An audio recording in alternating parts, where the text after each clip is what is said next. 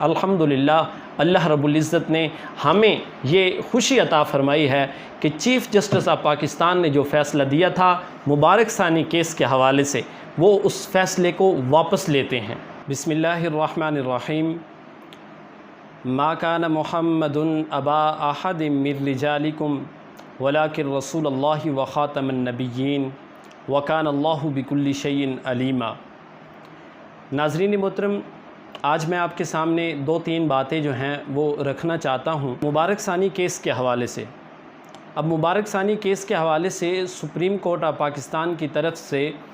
ایک فیصلہ آتا ہے کہ قادیانی لوگ جو ہیں وہ اپنی چار دیواری کے اندر رہ کر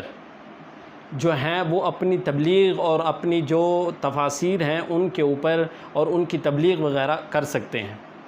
یہاں پر میں ایک دو باتیں عرض کرتا چلوں گا کہ کس طرح سپریم کورٹ آف پاکستان نے یہ فیصلہ دیا، پھر نظر ثانی کی اپیلیں ہوئی اور اس کے بعد پھر دوبارہ فیصلہ آتا ہے 24 جولائی کو۔ 24 جولائی کے بعد پھر ایک فیصلہ آتا ہے اور تفصیلی فیصلہ ہوتا ہے مبارک ثانی کیس کے حوالے سے۔ اب اس فیصلہ آنے کے بعد عوام کے اندر غم و غصہ جو ہے وہ اور زیادہ ہو جاتا ہے، علماء کے درمیان، اور پھر پارلیمنٹ اور اس کے علاوہ پنجاب اور وفاق کی جو حکومت ہے وہ بھی سر پکڑ کے بیٹھ جاتی ہے کہ یہ کیا معاملہ ہے کہ اس طرح کا فیصلہ جو قرآن اور حدیث کے خلاف ہے اور اس کو ہماری جو سپریم کورٹ ہے وہ فیصلہ سناتی ہے۔ دراصل سپریم کورٹ آف پاکستان جو ہے وہ یہ فیصلہ سناتی ہے کہ قادیانی لوگ جو ہیں، جو ان کی تفسیر صغیر ہے اور ان کا جو اپنا لٹریچر ہے اس کو چار دیواری کے اندر رہ کر اپنا جو ان کا طریقہ کار ہے اس کے مطابق وہ تبلیغ کر سکتے ہیں۔ تو چیف جسٹس صاحب سے درخواست کی گئی کہ آپ یہ بتائیں، اگر کہیں کمرے پہ بیٹھا ہوا، اپنے گھر میں بیٹھا ہوا، کیمرے کے سامنے بیٹھا ہوا کوئی شخص بھی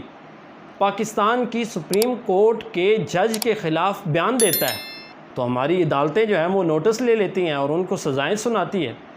تو ہم کیسے قادیانیوں کو یہ جو ہے وہ تبلیغ کی اجازت دے سکتے ہیں کہ وہ چار دیواری کے اندر رہ کر آقا علیہ الصلوۃ والسلام کی ختم نبوت پر حملہ کریں،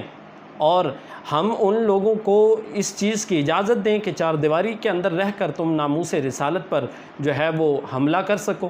تو یہ قطعاً جائز نہیں ہے۔ اور پھر علماء کرام کی نظر ثانی اپیل کے دوران علماء کرام کی گفتگو کو لیا گیا اور وہاں پر علماء کرام نے سارے کے سارے مکاتب فکر کے علماء کرام موجود تھے،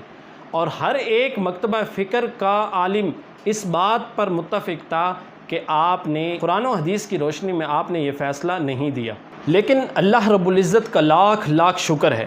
کہ علماء کرام کی کاوشوں سے، اور اس کے اندر صرف ایک مکتبہ فکر کے لوگ نہیں بلکہ سنی ہوں، شیعہ ہوں، اہل حدیث ہوں، بریلوی مکتبہ فکر کے لوگ، دیوبندی مکتبہ فکر کے لوگ، جتنے بھی لوگ تھے، ہر ایک کی اس کے اندر کاوش ہے کہ اللہ رب العزت نے سرخرو کیا، اور پھر 22 اگست کو وہی سپریم کورٹ آف پاکستان کہ جس نے یہ فیصلہ لیا تھا وہ اس چیز پر پابند ہوئی کہ ہم یہ فیصلہ واپس لیتے ہیں، اور وہ شکیں جو قرآن و حدیث کی روشنی میں جو ہمیں اجازت نہیں دیتی ہم ان شکوں کو حذف کرتے ہیں۔ تو الحمدللہ اللہ کا لاکھ لاکھ شکر ہے، اور پاکستان کی ساری تنظیمات، وہ پارلیمنٹ ہو،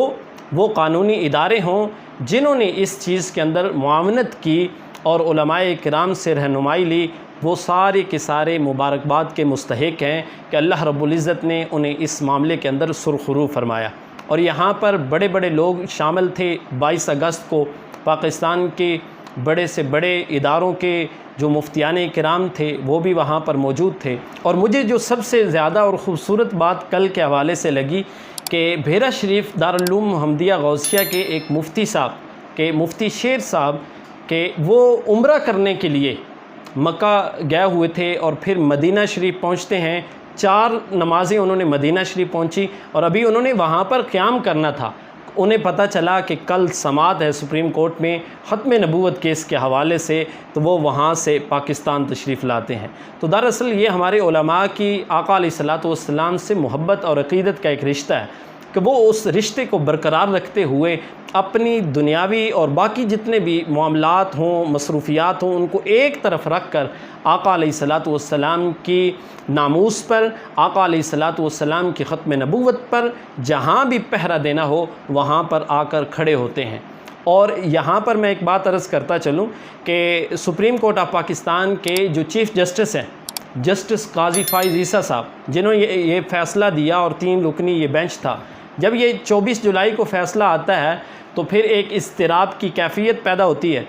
ملک کے اندر احتجاج ہونا شروع ہوتے ہیں، آوازیں اٹھتی ہیں پارلیمنٹ کے اندر، تو پھر چیف جسٹس صاحب تھوڑا سا پریشان ہوئے اور اس اپنی پریشانی کو دور کرنے کے لیے پھر انہوں نے ڈاکٹر راغب حسین نعیمی صاحب جو چیئرمین ہیں اسلامی نظریاتی کونسل کے، ان کو دعوت دی، اپنے پاس بلایا،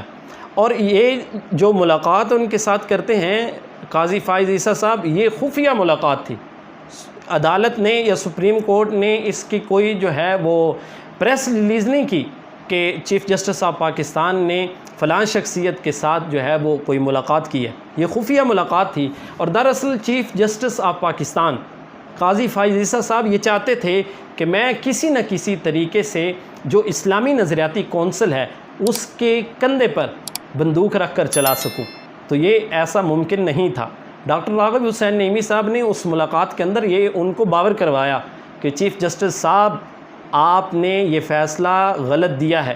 اور اس کے اوپر نظر ثانی جو ہے دوبارہ کیجئے، ہونی چاہیے نظر ثانی، اور علماء کرام کی رائے کو لیجئے، آپ یہاں پر جو ہے وہ درست سمت میں نہیں کھڑے۔ اور پھر چیف جسٹس آف پاکستان نے وزیر اعظم شہباز شریف صاحب سے بھی کہا پارلیمنٹ میں جا کر بیان دیں، لیکن انہوں نے بھی کوئی اس طرح کا بیان نہیں دیا۔ اور ڈاکٹر راغب حسین نعیمی صاحب کو میں اچھی طرح جانتا ہوں، میں الحمدللہ وہ میرے استاذ بھی ہیں اور ایک معتدل شخصیت ہے، اور جب انہوں نے کوئی فیصلہ لینا ہو تو وہ کسی سے ڈرتے جگتے نہیں ہیں کہ یہاں پر کوئی بڑے سے بڑا بیٹھا ہوا وزیر اعظم ہے یا سپریم کورٹ کا جج میرے سامنے بیٹھا ہے اور وہ مجھے اپنے گھر بلا کر مجھے اس چیز کے اوپر قائل کر لے گا، یہ قطعاً ممکن نہیں تھا۔ اور ڈاکٹر راغب حسین نعیمی صاحب نے اپنی جرأت اور ہمت اور اعلیٰ بصیرت کا جو ہے مظاہرہ کیا اور ان کو یہ باور کروایا کہ چیف جسٹس صاحب آپ اس فیصلے پر نظر ثانی کریں۔ پھر انہوں نے کہا کہ میں جو اسلامی کونسل ہے اس کے ساتھ مشاورت کر کے ہم پھر جو ہے اس کا جواب دیں گے آپ کو، اور پھر پریس ریلیز ہوتی ہے اسلامی نظریاتی کونسل کی طرف سے، اور وہ پریس ریلیز ایسی تھی کہ چیف جسٹس صاحب پھر جو ہیں وہ سر پکڑ کر بیٹھ گئے۔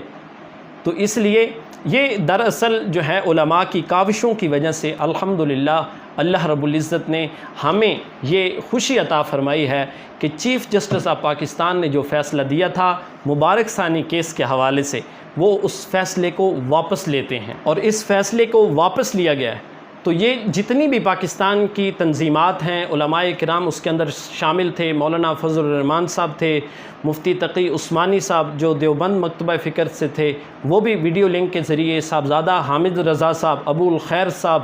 اور اس کے علاوہ جتنے بھی مکاتب فکر ہیں ان کے لوگ علماء کرام وہاں پر موجود تھے، اور ان کا یہی مطالبہ تھا کہ چیف جسٹس صاحب آپ نے جو یہ فیصلہ دیا ہے قرآن و حدیث کے بھی خلاف ہے اور پاکستانی آئین کے بھی خلاف ہے۔ دراصل اسی چیز کے اوپر پھر فیصلہ ہوا کہ وہ شکیں جن پر اعتراضات ہے ان کو حذف کیا جاتا ہے، اور امید کرتے ہیں جو تفصیلی فیصلہ آئے گا اس کے اندر بھی کوئی اس طرح کا معاملہ پیش نہیں ہوگا۔ اللہ رب العزت سے دعا کرتے ہیں کہ مالک کائنات علماء کرام کی کاوشوں کو بھی اور چیف جسٹس آف پاکستان کو بھی ہم سلام عقیدت پیش کرتے ہیں کہ جنہوں نے بڑے پن کا مظاہرہ کیا، یہاں پر ڈٹے نہیں ہیں بلکہ بڑے پن کا مظاہرہ کیا اور علماء کرام سے مشاورت کر کے پھر اس کا فیصلہ کیا۔ اللہ رب العزت ان کو بھی دین و دنیا کی بھلائیاں عطا فرمائے اور علماء کرام کا سر بھی فخر سے بلند ہو۔